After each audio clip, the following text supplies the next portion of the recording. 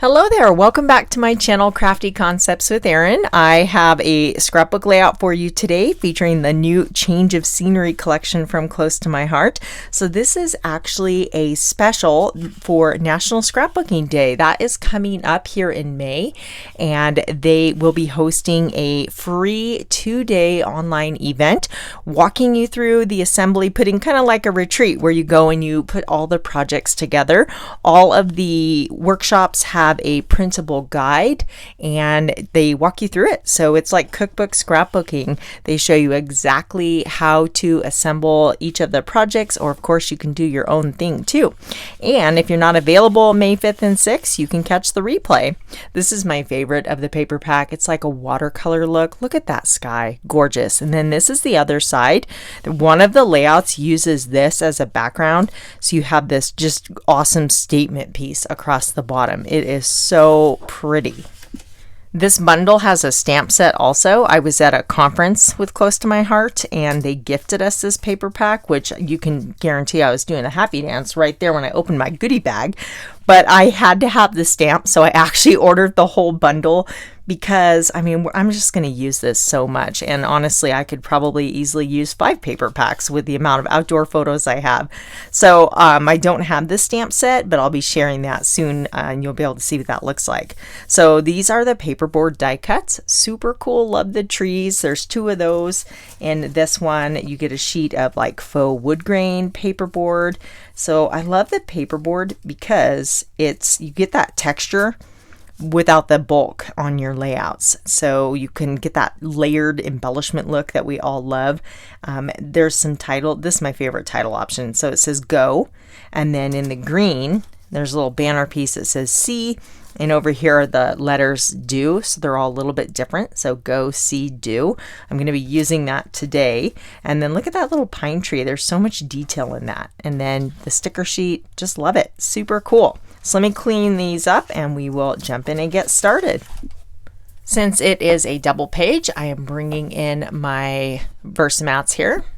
I'm going to start this layout on White Daisy for my background, and I'm actually following along one of the workshop guides, and I'm going to change it up a little bit. I have more photos, so I'll show you how I kind of make it work to suit my photos. I thought I would show you where to find everything really quick. Sorry about the glare. So I'm on my website, and right up here at the top is promotions. So you'll click on that, click National Scrapbooking Day. It's right on top. And then this takes you to the National Scrapbooking Day event page. So there's the Facebook group right here highlighted in blue for the free 2-day virtual event. And then here's all the different bundles. So I'm just going to show you on Change of Scenery because that's the one we're working on today. And you can get, if you love all the projects, you can get the entire bundle and save 30%. So I know that appeals to a lot of you. But let's go ahead and click on Change of Scenery. So this takes you to that specific workshop. So you can see all the goodies. There's that stamp set actually here. I can show it to you. Worth the pause. Sorry, I know the glare is bad, but worth the pause. Some views are worth every step. Pine trees, this view, Change of Scenery. I just love this stamp set. So you can see all of the paper packs here, but if you keep going over, you'll see the layouts, and that goes for any of the workshops with Close to My Heart. And then I want to show you right over here, download guide. So you click on that guide and that is going to give you your cutting guide, which I already have open here. I'm going to show you what that looks like. So you kind of have the layouts, and then as you just go down, they tell you additional supplies you need, and then the cutting guides, like it's cookbook scrapbooking. So if you want to follow these along and create these workshops exactly and join the virtual event, everything you need is right here. So I just wanted to show you how to find that. The original design allowed for 4 photos, and I switched it up because I had several more. My husband and I were out on a day ride in the mountains, just enjoying the sunshine and our horses. So I just have a few pictures. Now, the original design called for 4x6s. Mine are a little bit off because when you print with your or take pictures with your iPhone, the ratio is a little bit different. It's not a true 4x6. I could have cropped it to work for that, but I actually like a little bit smaller photo. So with the mat, it is about 4 1/8 by 5 1/2. And I printed it with a white border and then matted it on black cardstock. So I've got several of photos from the day. Here's another one just out having a picnic by the creek, my husband and his dog. So those are going to sit like those. And then these are 4x4, and the original design just had one 4x4. I'm going to use a flip flap and get all 3 of these photos in there. So there are some cattle fences in this portion, even though we're up in the mountains.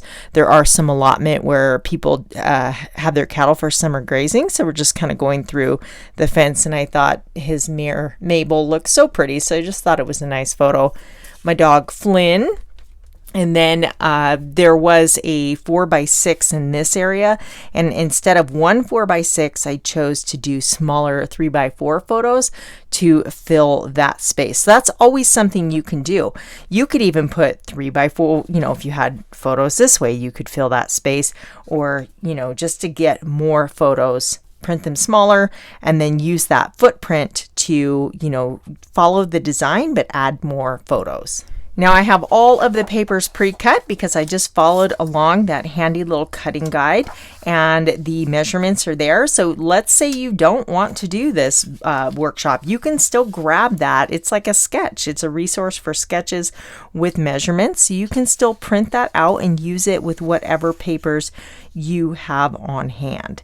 So this, it may look like it's upside down, but if you look at it, all of the images are kind of turned. So some are right side up. It doesn't really have a direction. And then this is that gorgeous cloud paper. That's going to sit just like that. And then we have some of the little burlap that is going to be in the bottom here. I'm going to ink up all the edges, so I'll pause the camera and do that. I don't think the workshop had you do that, but that's just personal preference. But I'm just giving you an overview of what this is going to look like. And then of course we have these fun border strips that are going to sit across the bottom like this all the way across. Love these.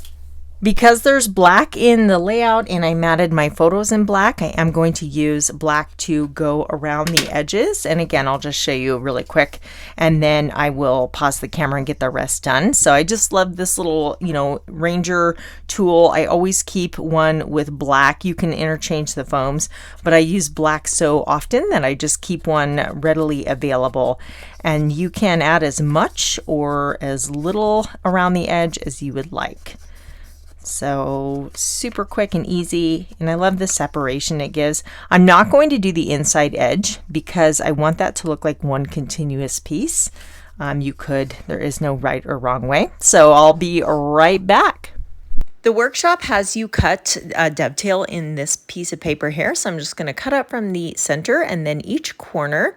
My friend Jessica showed a handy little trick for this where she kind of folded the paper. I don't remember exactly what she did. I'm going to have to visit her channel again. She does a great job. I'll leave her channel listed in the description box below if you want to check her out as well. But we'll just snip those. I love the way that adds so much to the piece of paper there. And then we have these strips along the bottom and they did tear the edge and I quite like how that looks. So I'm going to repeat that process. If you want the white border, tear it towards you. If you don't, tear it away from you. This pattern paper is actually kind of perfect. It matches my hat. I love it when it works out like that, like it was planned. I am going to add a little stamping up at the top in this area, kind of right here. Now they used right here one of the sentiments from the coordinating stamp, which I don't have. So I'm going to dig through my stash and find something to, fill that space and work.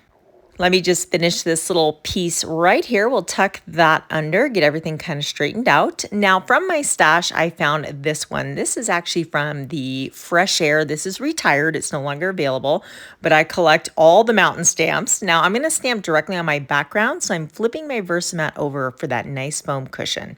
I've got it mounted on a block. Make sure you don't have any air bubbles. So if you do, lift it up, squeeze those air bubbles out, pat it on your arm or your hand, and then I am going to use pine ink. Just seasoning it by rubbing it on your arm will help that take up the ink better. I'm drawing a little line because I'm going to move my pattern paper, and this will just help me get my placement correct. And we'll scoot those out of the way. ink up your stamp really, really well. Practice first, which I did. I practiced on a piece of paper, and then give it a second to soak in. So when you set that stamp down, let it just hang out there for a minute. It's going to soak into the paper and you'll get a better impression. Now this is the background element stamp set. I use this all the time because it just adds really cool texture, and you got splatter stamps. This one is kind of a long stamp. I'm going to ink that up really well in the Toffee ink. I'm lining up my papers so I could just make sure I have the stamp in the right spot. And I'm going to hold it over the area I want so I can see, and then just move that pattern paper right down out of the way and stamp directly on your background. I feel like that adds just so much character to the top of the page where we have that white space. So I have a smaller stamp, this one right here. I'm going to repeat that over on the left side. I always like to carry elements over from one side of the page to the other to just add some continuity and tie those in together. I could have used the same long stamp as well, but I thought this one fit the space nicely. Now, I must have had some ink on that one. You probably can't see it, but there's a little bit of green on there, so I'm actually going to flip the paper over. That's another thing, it's just paper. If you mess up with your stamping, you have a whole nother side. Let's try that again and see how this turns out. Much better.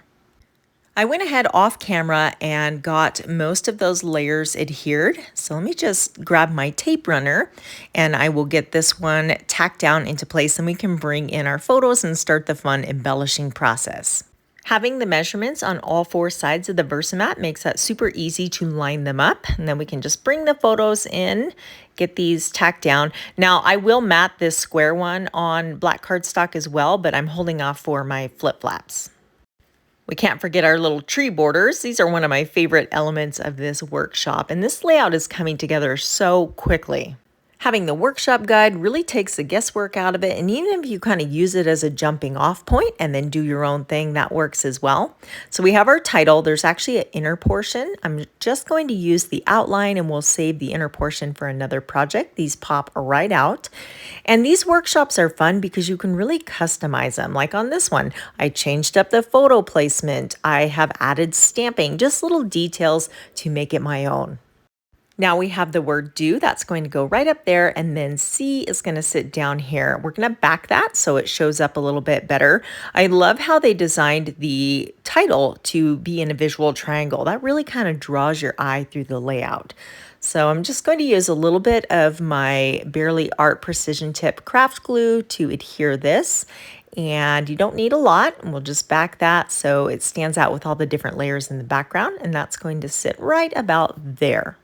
In between uses, you do want to put that pin back into the tip of your craft glue, and then it doesn't clog as long as you put that back in there. So we have a couple strips of paper. I'm just going to add a little dovetail on the one side. It'll be the inner portion. And this is going to create a little embellishment cluster up under the word do.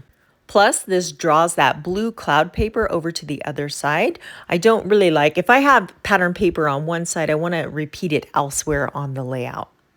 I feel so fortunate to live only an hour away from the high country. We just load our horses up. We can go for a day ride, or sometimes about once a summer we stay for at least a week, sometimes more. We take the kids and we camp up there. And if you don't have horses, you can still experience the mountains this way. There's pack stations that you hire, and they drop your gear off and take you back, and then they'll come pick you back up. It is amazing. Following along the layout, I have several stickers from the sticker sheet. So we're going to create a cute little embellishment cluster up here. That one says out in nature. And then I love the little fern sticking out. We're going to create that same look over on the opposite side here. And then this little compass is going to go right there. I have a few other bits and pieces. We have these trees, and I love how it just kind of continues right out of the photo. How cool is that? And then there's a few arrows. I already popped out all the pieces, so these are from the, the paperboard die cut sheets. And then we have a little greenery sprig we'll tuck right there. Now there's a heart. You get the inner portion and the outer portion. I'm going to use the outline. And then there's these two pieces that you can add to the trees. So you can leave the trees just as is. I think they look good the way they are, but there's also these little trunks and that go up. And I thought, you know what? Why not? I think that's kind of a cute look. Sometimes I like to add a little bit of dimension on my die cuts, so you can just use tape runner to adhere the base down, and then for the tip you can add a little foam tape behind just the outside edge, and I love that look for any type of greenery or flowers. For these tiny die cuts, I highly recommend you use a pair of reverse tweezers and the precision tip craft glue. If you are enjoying today's video, I would love it if you'd give it a thumbs up and click that subscribe button if you want to see other layouts I'm going to create with this collection. Everything I used is in the description box below. You can just open that up and find all the information, along with the details for the National Scrapbooking Day 2-day event. Thank you for spending time with me today. If you are looking for more outdoor scrapbooking inspiration, then check out this playlist right here. And I'd love it if you'd share this video with a friend who might enjoy it as well. Thanks for watching. I'll catch you next time. Bye.